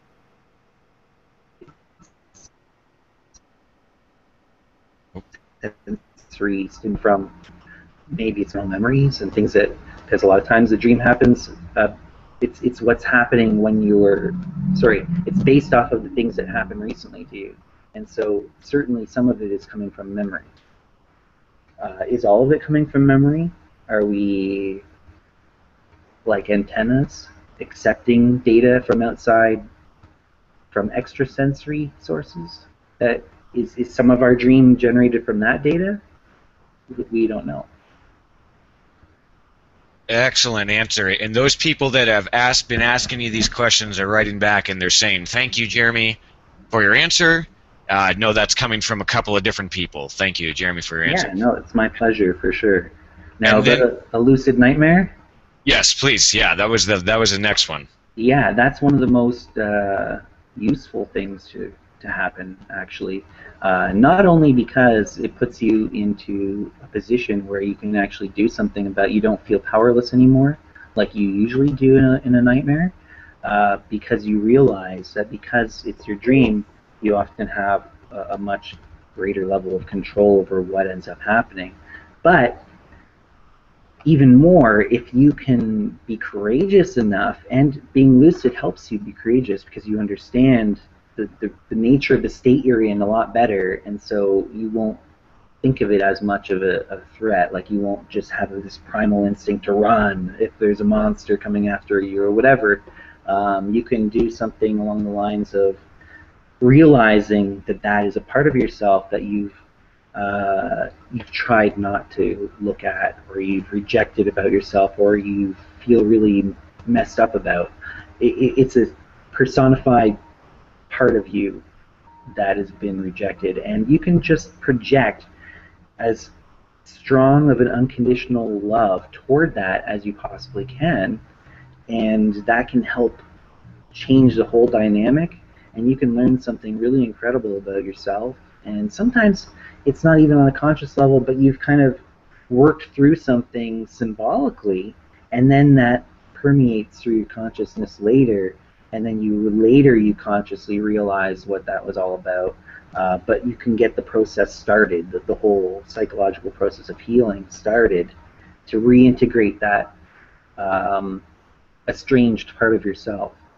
And now, I've definitely experienced that, where I've had entities that were malevolent toward me that I've been able to kind of work through. But one really interesting experience that I had was when I guess it was a sleep paralysis experience, where, and this is where you are kind of awake and you are experiencing the environment around you, like usually your bedroom, but you're still kind of dreaming at the same time. Part of your brain that is generating the dream is still operating, and so you end up essentially hallucinating things in your environment for a period of time, a transition phase where you're transitioning into only accepting the sensory information to generate your hologram.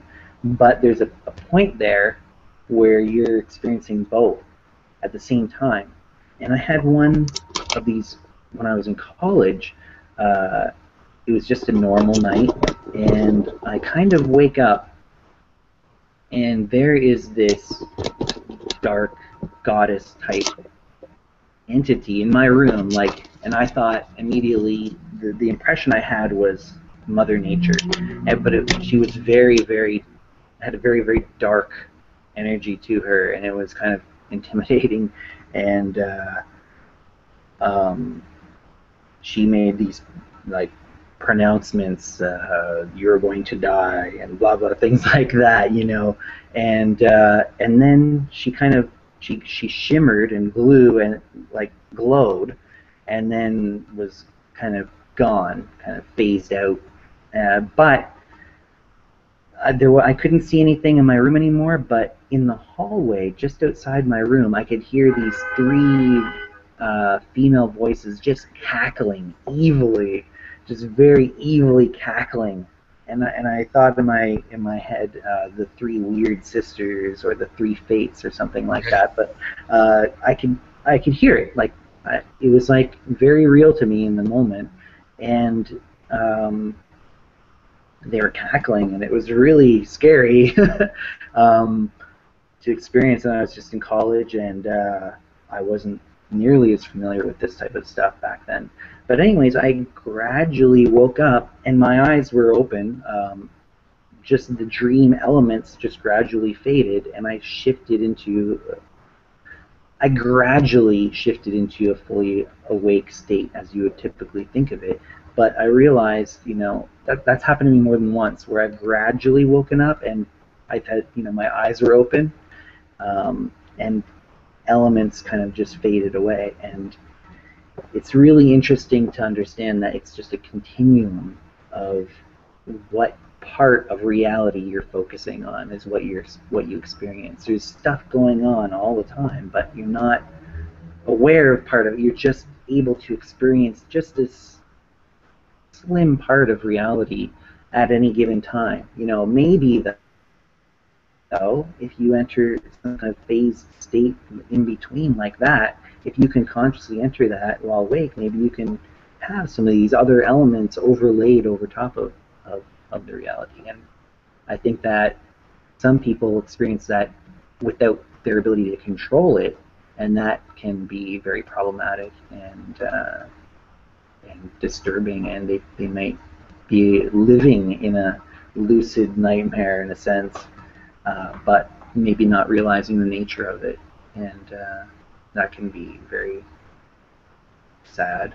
And you got to be very careful with this type of thing, because if you don't have a very strong grip on reality, and this stuff really shakes your grip on reality, if it's tenuous to begin with, then tread very lightly, and take it very, very slowly, if at all.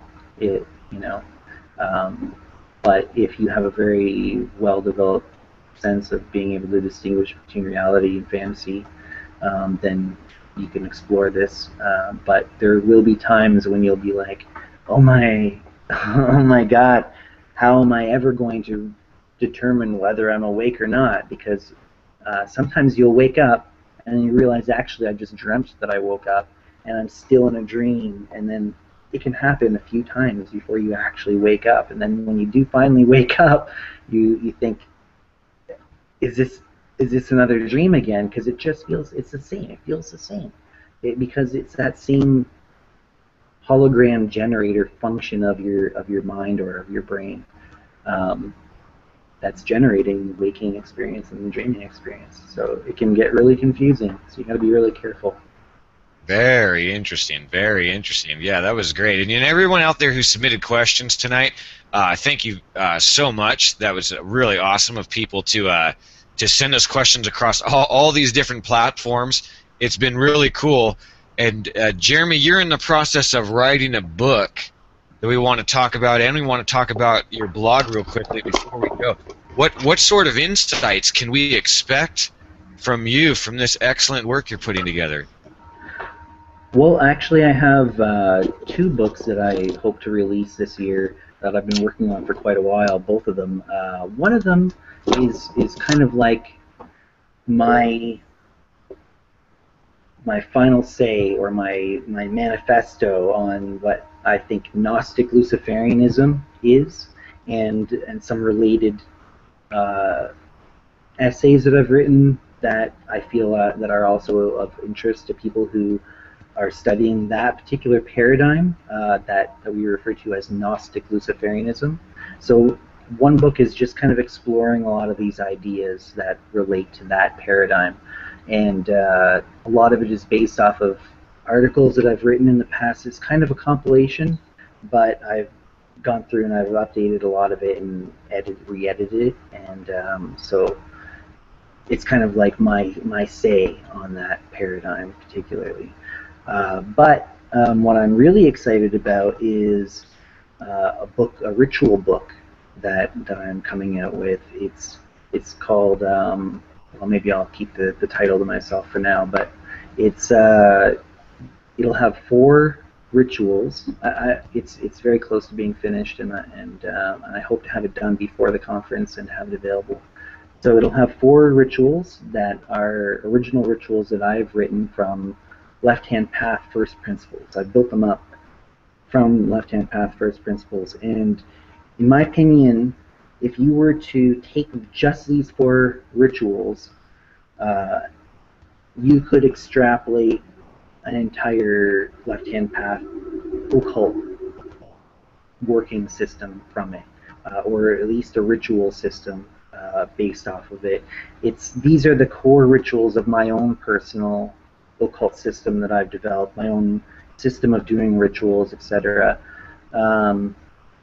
The first 3 are solo rites, and the 4th one is a group ritual that requires 5 people to do, and it's actually a full-on lodge initiation ritual of the esoteric order style, but again, I'm into paradigm busting, so I really go outside of the traditional way things are being done. So it's a fresh take on that whole method of working a lodge system, that I think a lot of people in the left-hand path are going to find interesting and rewarding to work with.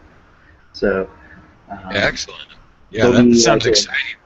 Each one will be introduced and explained a bit, but I kind of want to get those rituals out there to have people get inspired by them, to try them out, to adapt them, to use them as a starting point, to create their own, things like that. So that's very cool, and it's great that people share their perspectives in such a way, because it's to use a sort of a metaphor or some fancy imagery. It's like all of us are walking through a forest, but some guy knows about the trees, another guy knows about the bugs and the leaves, and there's the guy looking for the fungi and the mushrooms, and they all are in the same place, but they're highly focused on all the details are there, but they're just really well versed in this particular area. And I think that's one of the beautiful things about people sharing their perspectives with us the way you're doing that with your book. I think that's great.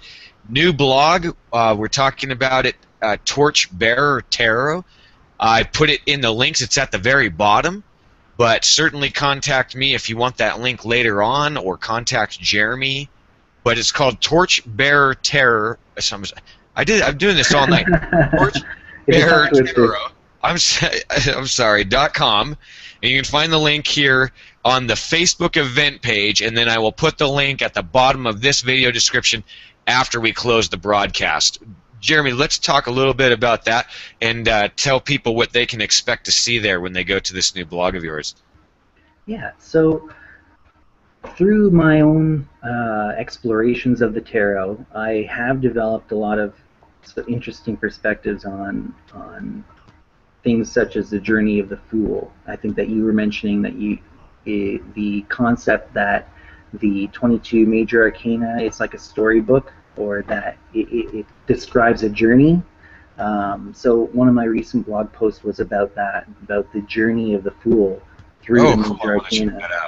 Yeah, and I have a YouTube video that I have along with it. A lot of the blog posts that I'll be posting and have posted, I've made a video that I posted to YouTube, as well as an accompanying written blog post. And I wanted it to be things that are related to tarot in some way or another. Because when you get to a certain point in your mastery of the tarot, it helps to teach some of these concepts or ideas that you've thought of about how it all comes together in order to further your own studies and to explore things that maybe you wouldn't have maybe explored if you weren't trying to come up with a topic to write about. So it's another mechanism for me to develop my tarot abilities even further and to share conversations with all of you about this journey through the tarot, and we can go through it together, and we can discuss these ideas. I've had some really amazing comments already that really inspired me to research into different areas. So it's been very productive, and really enjoy it.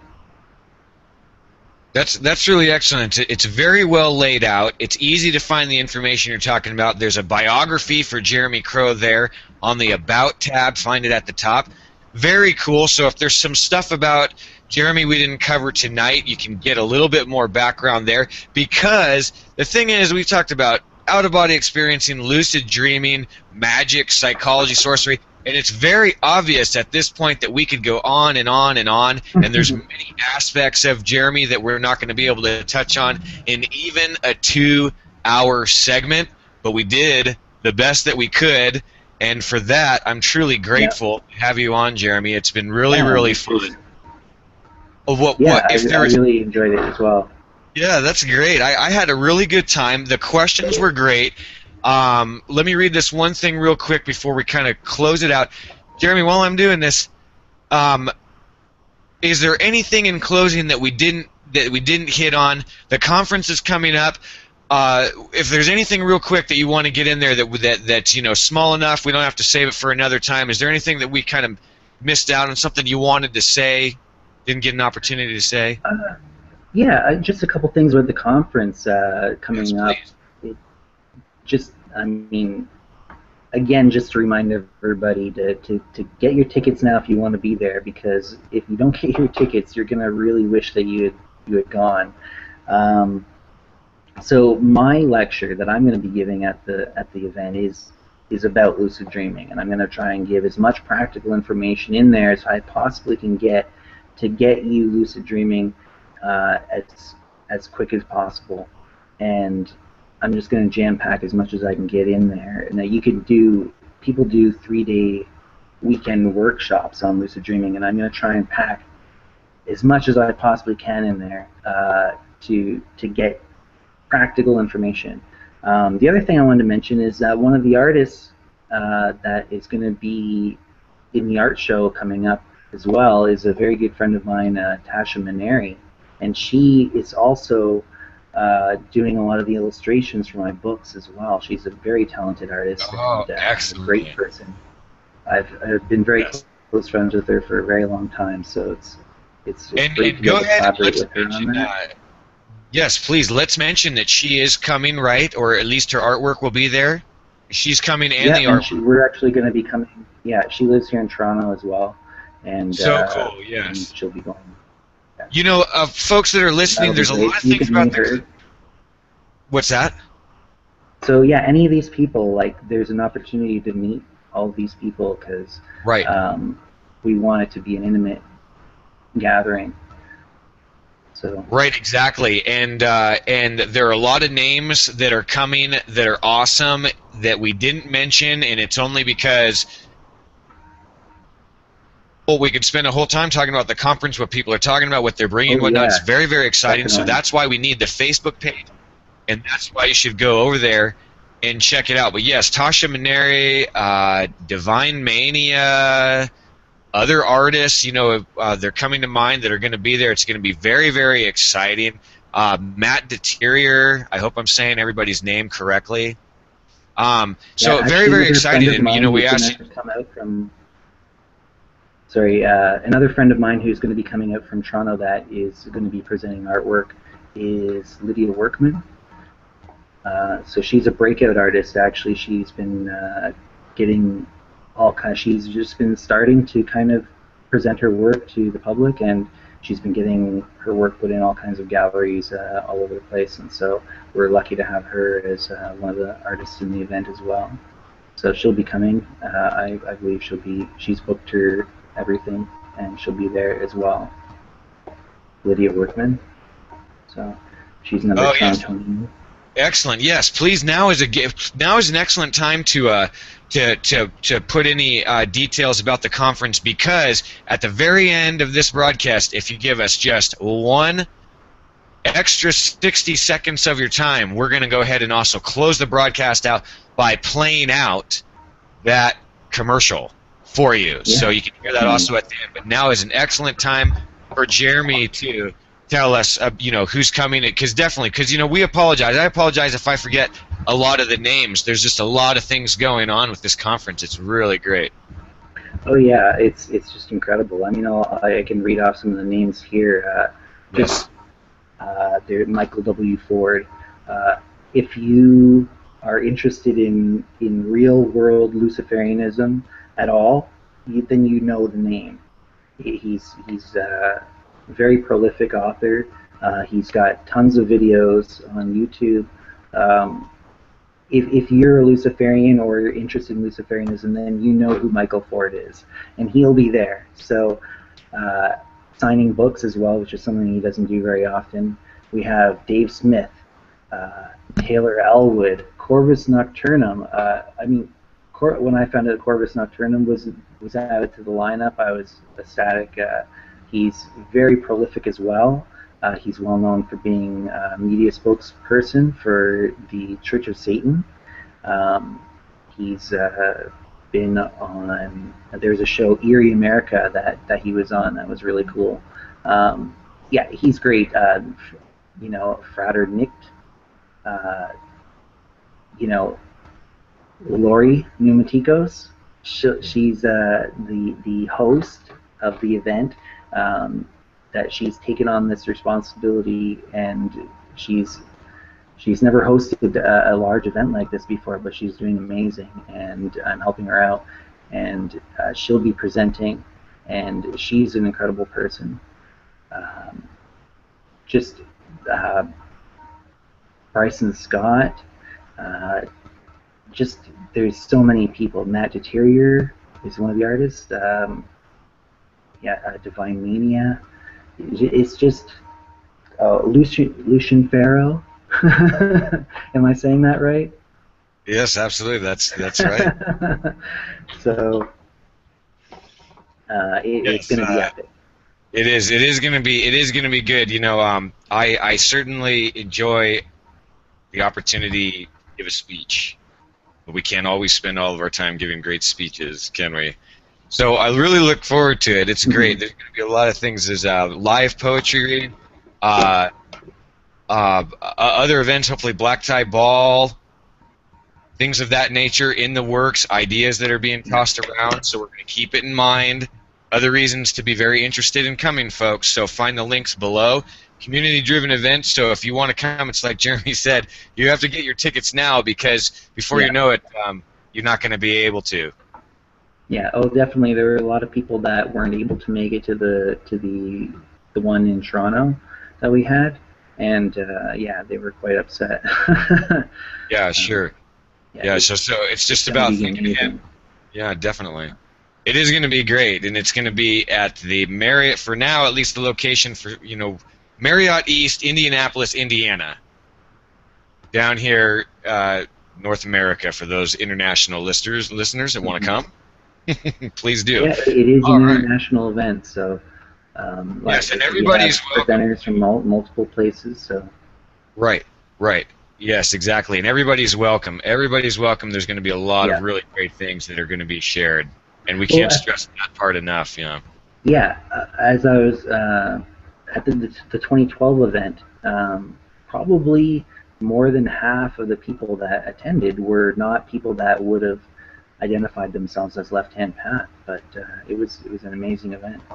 So it just goes to show you that it's a lot of stuff that's going to be of interest to a lot of people, not just left-hand path, but that is kind of the way that we're kind of focusing this, the lens we're putting on it, in a sense. Really cool, though. Yes, right, exactly. And it's a lens, but we do it to advance the conversation. It gives us a unique opportunity to share with you the kinds of things that motivate us. And we wouldn't be sharing if we didn't think, this is so great, we've got to tell everybody, and we want you all to come, regardless of your perspective.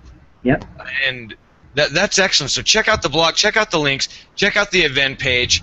Ask your questions there, post. Any questions that you have, you can direct them to Jeremy Crow and Lori themselves, and I will do my best to help out in between time. If you come across this broadcast and you want to know which direction to go, I'll point you the way. Jeremy, it was a real pleasure having you here with us tonight. We have a lot more things to talk about, you and I, in the future. It's going to be great. Yeah. What a real pleasure that you would give us so much of your time this evening. We're sincerely grateful, and I'm also very grateful for all the people, once again, that have stayed this whole time. Practically, Jeremy, I don't know if you can see or not, but everybody that came stayed the whole time. That's 120 great. minutes. Looking at, yeah, very hard to believe. Now, let me say it. I'm very grateful that happened. Not hard to believe. That's just an impression. Thank you so much, people, for coming. Very, very cool. And if you give us an extra 60 seconds right now, we are going to play you down the commercial here, audio commercial, for the International Left-Hand Path Conference. Find the links below, connect to us, and we'll see everybody out there. Thanks so much for coming. We're going to play this down. Yeah, actually, before you do that, I wouldn't mind... Go ahead. Hold on. Go ahead, Jeremy.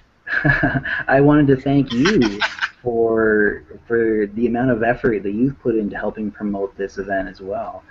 You've done quite a bit of work trying to do this. I know that you really understand how cool this is going to be and want everybody to get in on it. And just you've done an amazing amount of work to try and help get the word out there for this, and I really appreciate that.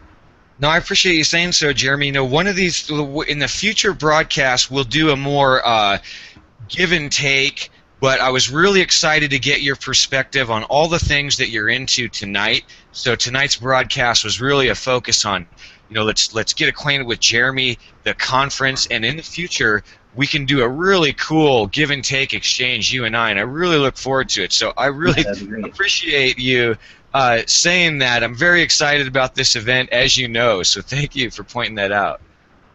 Yeah, thanks again, and thanks for having me on the show tonight. It was really fun. Absolutely, it was. And definitely. I know that we're going to have a lot of offline conversations, and for sure. It'd be cool to share a future conversation as well, like we did tonight. Right. Yeah. Absolutely. And it's something that we want to do, and we'll get it penciled in as soon as we can. Here, we're going to have a couple of things coming up here over the weekend, and it's something I think we got to do a lot of between now and the conference. Get more of the word out, hit on more interesting topics. And I'm really looking forward to it. I really am. And it was absolutely my pleasure to have you come here tonight. Thank you. Yeah, thanks. All right. Give us 60 seconds of your time, folks. Thanks for coming. Jeremy Crow, everybody. Real happy to have him here. Real honored to have him here. And then we are going to play this down here for you to listen to the conference little audio commercial we created for this. So thanks for coming, everybody. You have a good night. 5, 4, 3, 2, 1. Hey everyone, and thank you for joining us right now for this announcement here at Indigo Children Radio, where we are excited to invite you to join us live in person at the Second International Left-Hand Path Conference, taking place on Friday, July 25th, 2014 through Sunday, July 27th at the Marriott East in Indianapolis, Indiana. A link to the Facebook event page is down in the video description, so check it out. Like the page and stay current with the latest news on the conference. Events will include authors, guest speakers, artists and musicians, workshops, panel discussions, live music, a black tie ball, art show, vendors, poetry, and more. Check out presenter, author, artist, and musician bios on the Facebook event page and see who is attending the conference. So get a head start and connect with everyone there. Get your tickets today. Early bird special price tickets are on sale. For pricing and ticket details, please see the link below. For questions about the Second International Left-Hand Path Conference, simply visit the Facebook event page and contact the conference administration. Everyone is welcome, and we will see you there.